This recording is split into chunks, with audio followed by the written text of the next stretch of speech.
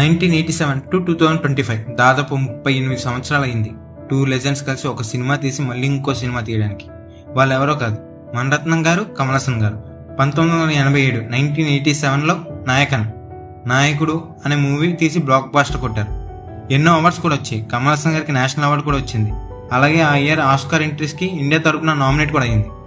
వాళ్ళు మళ్ళీ కలిసి థగ్ లైఫ్ అనే మూవీ ద్వారా మన ముందుకు వస్తున్నారు. ఆ మూవీ పైన నా హైప్ అండ్ ఎక్స్పెక్టేషన్స్ ఏంటో మాట్లాడుకుందాం.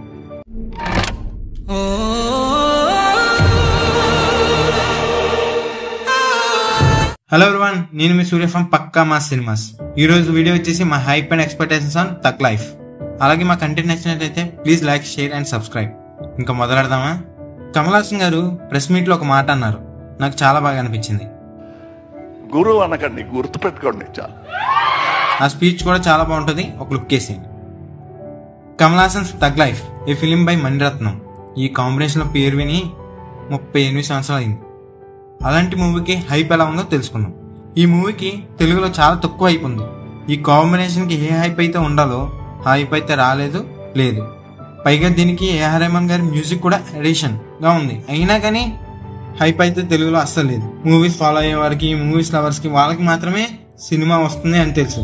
చాలా మందికి, జనరల్ ఆడియన్స్ కి, ఫ్యామిలీ ఆడియన్స్ కి ఎస్పెషల్లీ తెలుగులో అస్సలు తెలియదు. అలాగే కంటెంట్ బాగాలేదా అంటే అనౌన్స్మెంట్ వీడియో దగ్గర నుంచి క్యారెక్టర్ ఇంటరాక్షన్ వీడియోస్, గ్లిమ్స్, ట్రీజర్స్ అన్ని చాలా బాగున్నాయి. కానీ సాంగ్స్ ఒకటే బాగాలేదు. అవి అయితే నాకు అస్సలు వర్కౌట్ అవ్వలేదు. మేబీ మూవీలో బాగుండొచ్చు కానీ బయట వినడానికి అయితే అంత బాగా అయితే అనిపించలేదు. బీజిఎం కూడా చాలా బాగుంది. ఇప్పుడు దాకా వచ్చిన కంటెంట్, గ్లిమ్స్, ఆ అనౌన్స్మెంట్ వీడియో, ట్రైలర్ లో మాత్రం బీజిఎం మాత్రం ఎక్సలెంట్ గా ఉంది. సినిమాకి క్యాస్ట్ కూడా చాలా బాగుంది. కమల్ హాసన్ గారు, మణిరత్నం గారు, సింబు గారు, త్రిష గారు, తనికెళ్ళ బన్నీ గారు, నాసర్ గారు, చాలా మంచి క్యాస్ట్ కూడా ఉంది సినిమా. అయినా కానీ మూవీకి హైప్ అనేది చాలా తక్కువ. ముఖ్యంగా తెలుగులో కంటెంట్ బాగుంటే హైప్ అవసరం లేదు అనుకోండి, కానీ ఇప్పటికైతే తెలుగులో ఈ సినిమాకి హైప్ అయితే లేదు. ఈ combination deserves more attention and hype. ఇంకా నా ఎక్స్పెక్టేషన్స్ కి వస్తాయి. అనౌన్స్మెంట్ వీడియోకి నా హైప్ అలా రైజ్ అయిపోయింది. తర్వాత వచ్చిన కంటెంట్, క్యూరియాసిటీ, హైప్ అలా ఇంక్రీజ్ అవుతూనే ఉంది. మూవీ ట్రైలర్ కూడా చాలా బాగుంది. ఎస్పెషల్లీ డబ్బింగ్ కూడా చాలా బాగుంది. యాక్షన్ కూడా చాలా బాగా అనిపించింది.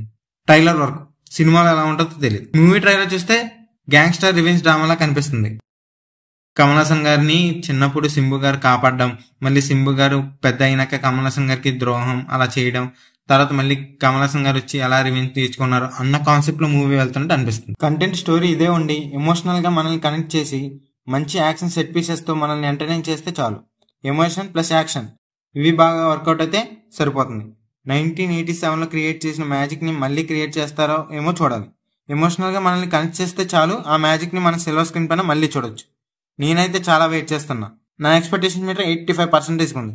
సాంగ్స్ అయితే అస్సలు వర్కౌట్ అవ్వలేదు నాకు. June 5th movie releasing world wide. May the magic repeat. Movie మీద మీ ఎక్స్పెక్టేషన్స్ ఏంటో కింద కమెంట్ చేయండి.